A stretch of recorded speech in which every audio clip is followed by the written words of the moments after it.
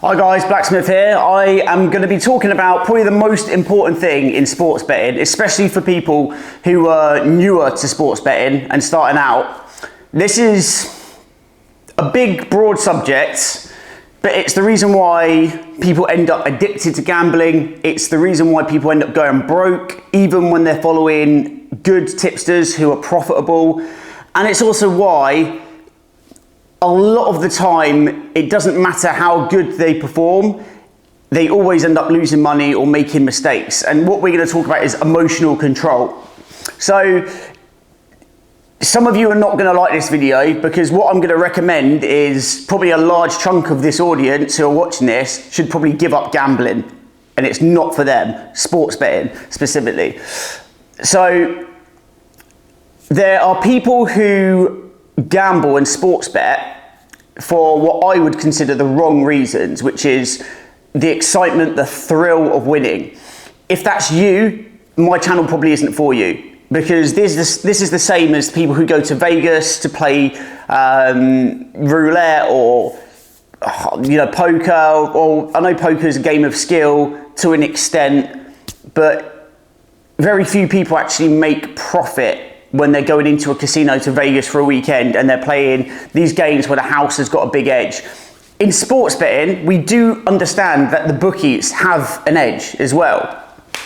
That is absolutely true.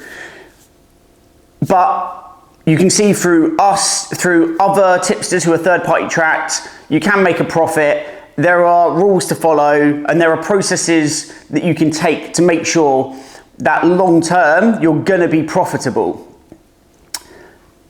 If you're chasing the thrill of the win, it doesn't matter how good your method is, you are going to make mistakes. You're going to be led by your emotions. Now, I'm not saying you can't be excited when you win. Like, I've mentioned this a lot of times in my group. When we win, yeah, it's exciting. I'm more excited for the people in the group that we've proven our methods work. It's more the thrill of getting your analysis correct. Obviously, the money is good. But when you've been doing this for as long as we have now, I mean, I'm not even a very experienced sports bettor. I've been doing it for a couple of years profitably. This is my first year of doing it for a living. But I know if I bet a certain number of units a month, I can roughly say what my profit loss is going to be. Maybe it will fluctuate month to month, but I know it's going to average out between 10 and 15%. It just does. Every single month, that's roughly what we end up being. Some months might be way better, some months might be a bit worse, but in general, we hover around that amount.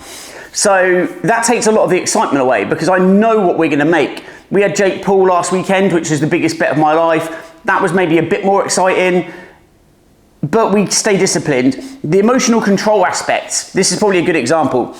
Jake Paul, I knew he was gonna win. We personally bet, I don't know what it was a lot of units in the end because there's me and the footy tipster, so there's two of us.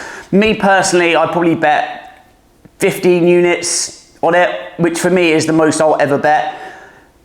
He bet a lot as well. He trusted my opinion on that, and he paired it with a lot of other bets. He won a ton of units because he had a lot of higher odds plays. So together we won like 50 units, which is a huge bet.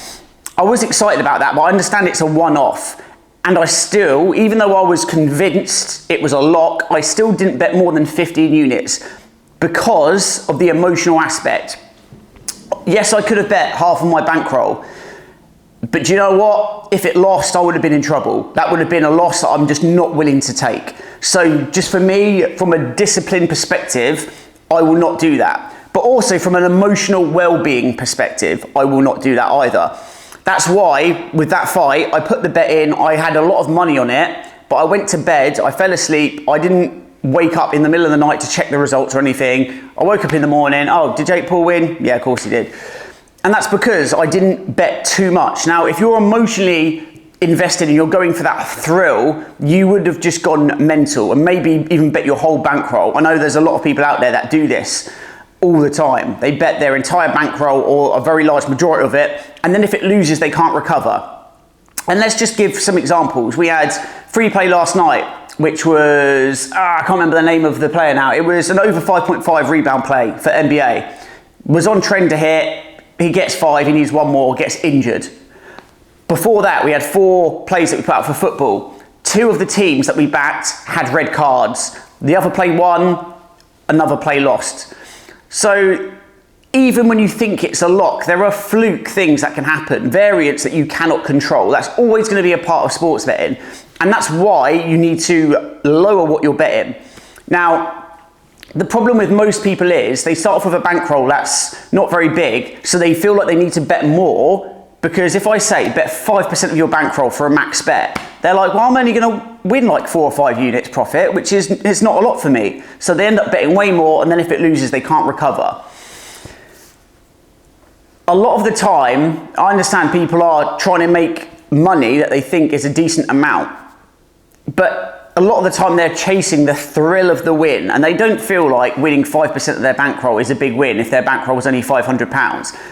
That's how you have to do it though. That's why professionals do it, because it is the safest way. It means long term, you're not going to end up losing everything and then having to start from zero. You're not going to make a lot of money at first if your bankroll is small. You're going to have to wait and grow it over 12 to 18 months. But after those 12 to 18 months, then you're making £500 to £1,000 profit a month. And that is a good place to be. But people aren't willing to go through that long period of doing it slow and steady because they are chasing that big win, that thrill, or they're trying to play the lottery with sports betting, which is where they're trying to bet £5 and win 5,000. And the thing they don't realise is they will spend £5,000 trying to get that 5,000 win, and even if they do get that win, they're probably in a loss.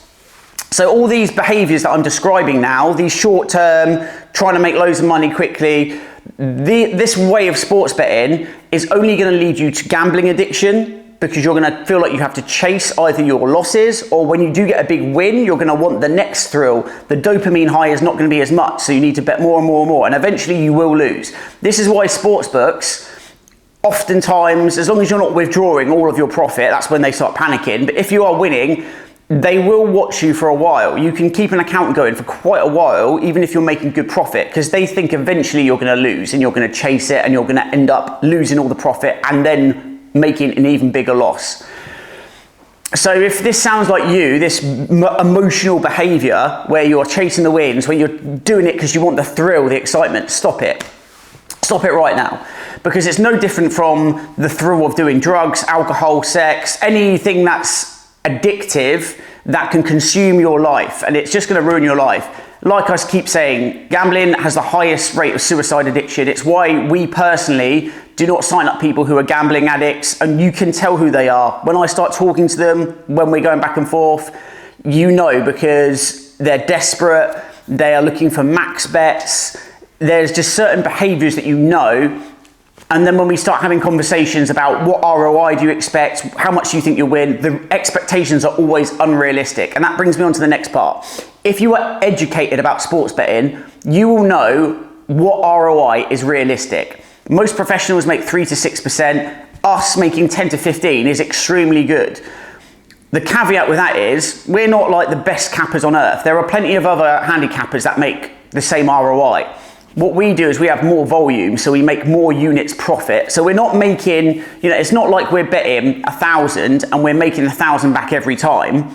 We're making the same 10 to 15% ROI, but we're betting way more volume. We work 10, 12 hours a day, me and the footy tipster. I believe any professional handicapper should be working this like a normal job, and they should be finding loads of opportunities like that. But most people are just looking for that one big win, that one big cash. They think if I can just have one bet that wins at even money, I can double my money every day. Yeah, well, you'd be the richest person on earth in less than 6 months if your money could double like that. That shows that it's mathematically not possible. The bookies wouldn't even have enough money to pay you out. And if it was possible, don't you think people like us with huge bankrolls would be billionaires, multi-millionaires overnight in that case?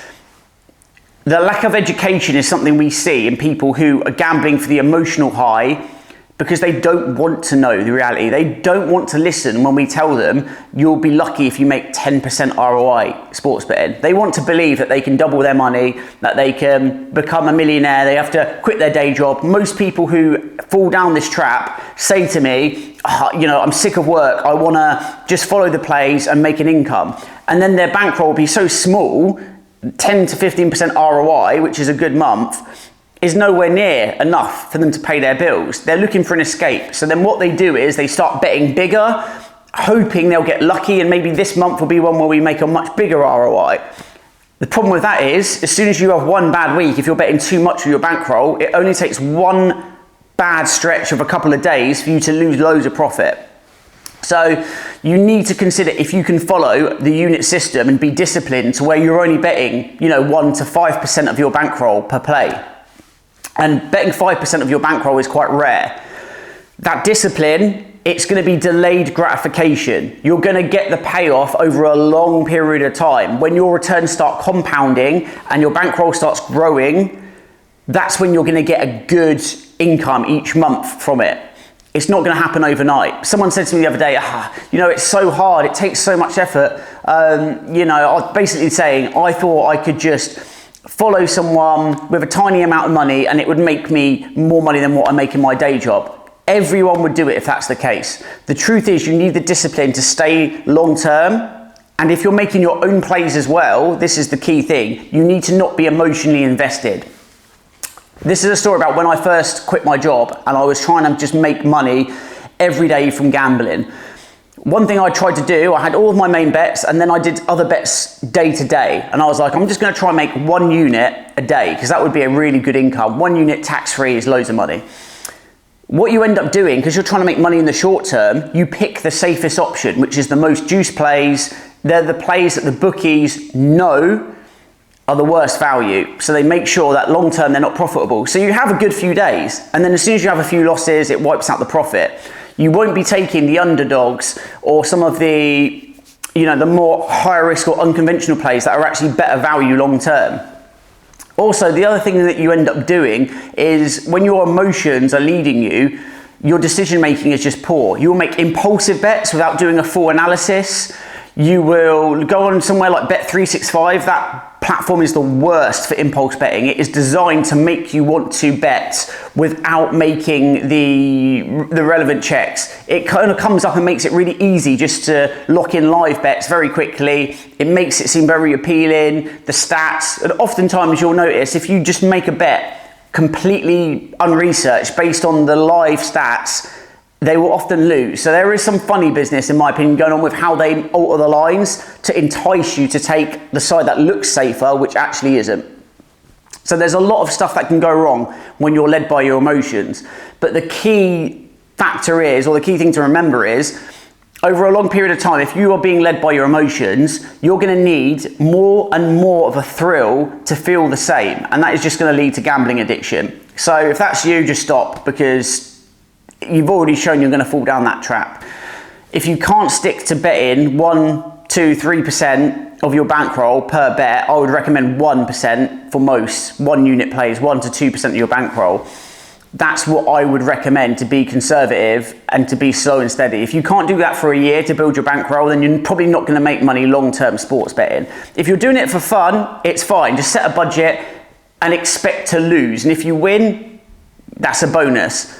But you need to be careful, because even doing it for fun, the bookies are trying to entrap you in to starting to feel that emotional thrill where you're going to bet more and more and more, and before you know it, you don't understand how much money you're betting. So unless you can do this methodically with your emotions removed from the decision-making process, sports betting isn't for you. This is something you really have to consider before you think about getting into this or before you start investing a large amount of money. And let me say this as well, if you're new to sports betting, I highly recommend before you commit any money to it, you gamble with the most minimum stake. 0.10p is what most books in the UK will let you gamble with. Use that when you get a period of a couple months where you're in profit, because everyone has a good month every now and then, but when you've got a couple of months back to back, good profit, then you know you're onto a winner, then you can start increasing it. So be very careful, be extremely aware of this emotional aspect and how it works. Do some research, more importantly, educate yourself about what is a realistic ROI, because not understanding that is where most people go wrong. They're chasing something they can never get.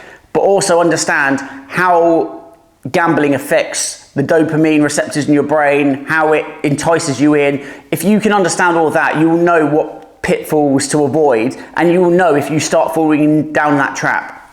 I would say the telltale signs are if you're always nervous and anxious about your gambling, one, you're gambling too much, or you're depending on the thrill of the win to be happy too much. You should be able to lose all of your bets and it not really bother you. Yeah, it'd be frustrating, but life moves on, it's still fine. Because otherwise, the next bets you place, your decision making will be compromised.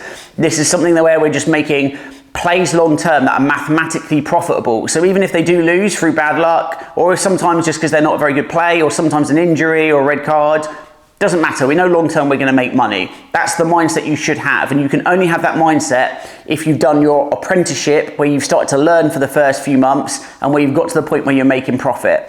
And even if you're following a tipster, do that as well, because if you're following a tipster and they end up losing you money and you're going all in on it, you basically just put in blind faith into someone who you don't know. Even if you're following me, I would say bet the minimum stakes for a month, see how it goes. If it makes profit, then increase it.